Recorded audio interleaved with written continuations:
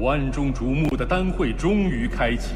在第一关便打破了保持多年的最高纪录。紫妍带领8阶魔兽远古龙熊熊战及时改新的面貌，面对最后一关的挑战。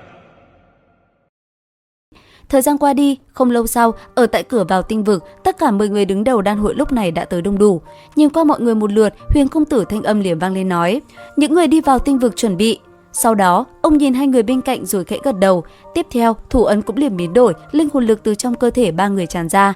Chỉ trong nháy mắt, khi linh hồn lực chảy vào không gian kia, phía trước mặt 10 người, một cánh cửa cũng liền hiện ra. Sau đó, theo bàn tay 3 người đánh ra từng đạo ấn ký, cánh cửa kia cũng từ từ khai mở. Nhất thời, khi cánh cửa tinh vực mở ra, mọi người liền nhìn thấy mảnh hư vô trên bầu trời. Nhìn qua nó, Tiêu Viêm cảm thấy thật giống cảnh tượng lúc trước mình đã gặp. Còn Huyền công tử nhìn mọi người một lượt, ông lại nói: "Các ngươi vào đi. Về quy định, khi các đi vào, Khâu trưởng lão sẽ nói tỉ mỉ cho các ngươi." Lời Huyền công tử vừa dứt, bên cạnh một vị lão nhân cất lời nói: "Lão phu Khâu Lăng, sau khi tiến vào tinh vực, các ngươi hãy bám sát theo ta, biết chưa?" Nghe vậy, ở phía dưới, 10 người khẽ gật đầu, tất cả đều hiểu, sở dĩ lần này có người dẫn đường cũng là do sự xuất hiện của Mộ Cốt. Cuối cùng, khi đã phổ biến xong quy định cho mọi người biết, lấy Khâu trưởng lão dẫn đầu, tất cả cũng liền bước qua cánh cửa kia và tiến vào tinh vực. Nhìn mọi người rời đi, Huyền công tử thở dài nói: "Hôm nay phải cẩn thận, ngàn vạn lần không thể để xảy ra bất trắc. Cường giả của đan tháp đã được ta an bài, nếu xuất hiện biến cố sẽ lập tức đến trợ giúp. Hy vọng hết thảy đều thuận lợi." Dứt lời, theo ánh mắt Huyền công tử nhìn lên phía trên, không gian lúc này cũng chợt biến đổi. Nhất thời, trong không gian hư vô, đột nhiên xuất hiện một trận dao động, hơn 10 thân ảnh từ từ hiện lên.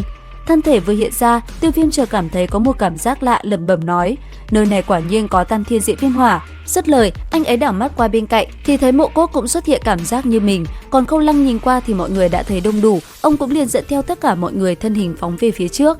Vừa đi, thanh âm của ông vừa vang lên nói: "Ban ngày là thời điểm lực lượng trong tinh vực yếu nhất, vì vậy chúng ta mới có thể tiến vào." Nghe vậy, mọi người yên lặng gật đầu, sau đó nhanh chóng bám theo vị lão nhân kia và cùng nhau tiến về phía trước. Không lâu sau, rốt cuộc đoàn người cũng thấy được một cái bình đài trước mắt. Đến đây, Khâu trưởng lão đã nói: "Đã đến rồi, các ngươi nên cẩn thận một chút, nhớ rõ, nếu ai có cử chỉ khác thường, lão phu sẽ lập tức lấy mạng." Nghe vậy, mọi người gật đầu, ánh mắt liền hướng về phía xa xa kia, nơi có một cái bóng đen đang rơi vào trạng thái ngủ say. Thế, Tiêu Viêm đưa tay về phía ánh mắt kia, bất chợt long ấn cũng liền sáng lên. Tới đây, anh ấy lẩm bẩm nói: "Xem ra Tử Nghiên nói quả nhiên không sai." Dứt lời, Tiêu Viêm nhìn về phía trước thì đột nhiên Tam Thiên Diễm Viêm Hỏa đang bị những sợi xích trói buộc kia bất chợt gầm lên từng tiếng trầm thấp, khiến kinh khí cùng áp lực khủng bố cũng liền tỏa ra.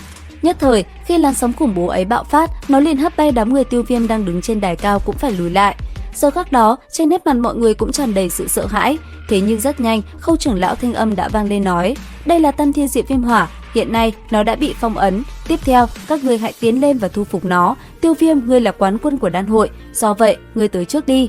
Nghe vậy, Tiêu Viêm cũng liền gật đầu, sau đó chậm rãi tiến lên. Càng tiến gần đến cự long, Tiêu Viêm lại càng cảm thấy như có kình lực đè nén mình xuống. Đến đây, thanh âm Khâu lão truyền đến nói: "Tiêu Viêm, trên trán của Tam Thiên Diễm Viêm Hỏa có một mảng long lân chưa bị hắc diễm bao phủ, rót lực lượng linh hồn của ngươi vào trong, nếu như may mắn, không chừng ngươi có thể thu phục được nó." Nghe vậy, Tiêu Viêm cẩn thận quan sát, nhìn lướt qua mảng long lân, anh ấy liền thấy vị trí mà Khâu lão nhắc đến.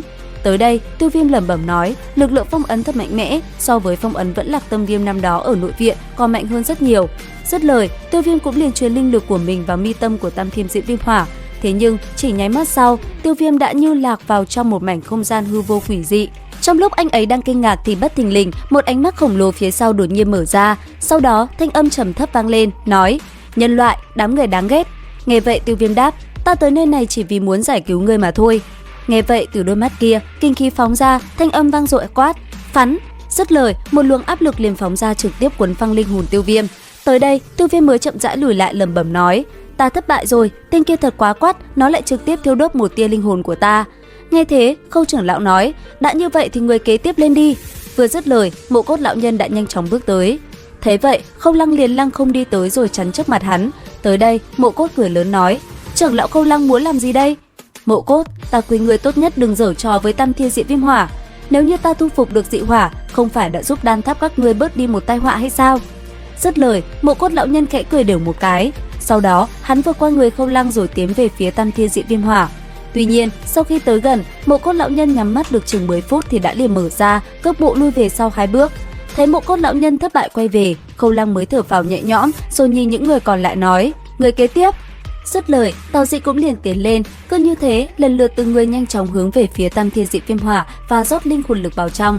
Thế nhưng đáng tiếc, thời gian trôi qua vẫn không có ai thành công, tất cả đều thất bại và mang khuôn mặt ủ rũ quay về. Nhìn thấy người cuối cùng thất thểu quay lại, Khâu Lăng khẽ thở dài, trong đôi mắt không giấu được vẻ thất vọng nói: nếu như đã không có ai thu phục được nó, vậy thì rời khỏi đây thôi. Dứt lời, vị lão nhân kia liền kết ấn chuẩn bị đưa mọi người trở về. Thế nhưng, thì đúng vào lúc đó, Tiêu Viêm nhìn sang thì thấy Mộ Cốt lão đột nhiên cười nhẹ, sau đó hắn ta liền phóng ra 3 sợi xích quỷ dị về phía trước.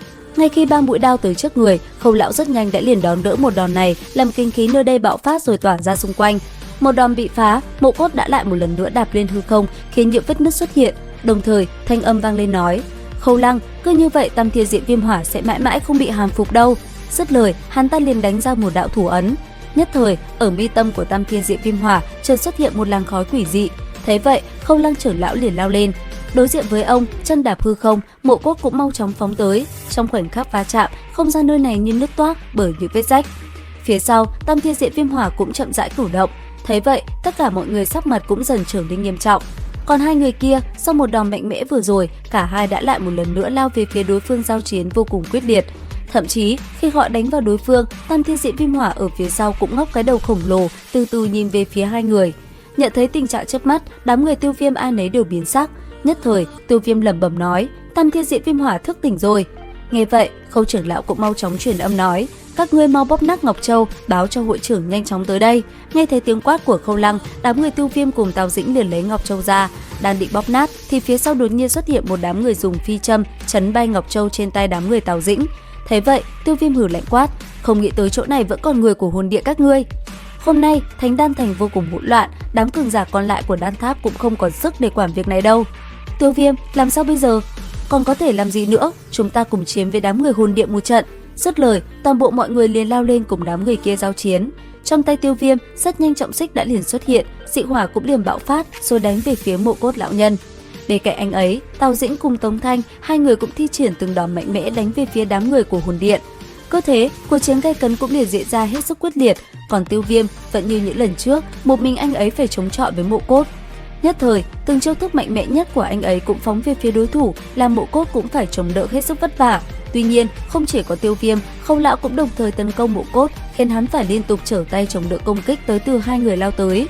Thế nhưng, cũng đúng vào lúc đó, trong lúc Tiêu Viêm cùng Khâu trưởng lão chiến với Mộ Cốt, thì ở phía xa kia, phong ấn giam giữ Tam Thiên Dị Viêm Hỏa lại có dấu hiệu rạn nứt. Tới đây, tất cả đều kinh hãi biến sắc, nét mặt thập phần nghiêm trọng, chỉ có Mộ Cốt, hắn ta trên mặt lại xuất hiện nụ cười nhẹ mà thôi. Còn ở phía xa kia, phong ấn đã ngày càng nứt ra thành từng mảng lớn. Trước ánh mắt kinh ngạc của mọi người, thanh âm Tam Thiên Dị Viêm Hỏa vang lên nói: các ngươi nghĩ rằng với mấy thủ đoạn còn con này có thể phong ấn ta cả đời hay sao? Dứt lời, thân hình khổng lồ của nó cũng từ từ cựa quậy. Thế vậy, Tiêu Viêm cùng mọi người nét mặt xuất hiện một sự sợ hãi. Khâu Lăng trưởng lão cũng vậy, bàn tay khẽ động, ông rất nhanh đã ra sức truyền lực lượng vào phong ấn khổng lồ ở phía trước mặt mình. Còn phía xa, cái tên Mộ Cốt thì sung sướng nói: Huyền công tử, lần này thì rốt cuộc các người cũng thất bại rồi. Lời hắn vừa dứt, Tam Thiên Dị Viêm Hỏa đột nhiên gầm lên. Ngay sau đó, một tiếng tan vỡ xuất hiện, thân hình khổng lồ của con rồng tỏa ra kinh khí kinh khủng cũng liền bạo phát, làm nơi đây như rung động. Sau đó, Mộ Cốt đột nhiên tiến về phía trước nhìn con rồng kia và nói: chúc mừng các hạ thoát khỏi phong ấn, sự việc mà chúng ta thương lượng có thể tiếp tục chứ. Đến đây thì hết tập 126 phần 5 đấu phá thương cung. Theo dõi kênh YouTube Review 5 phút để biết thêm chi tiết trong tập 127 nhé. Xin chào và hẹn gặp lại!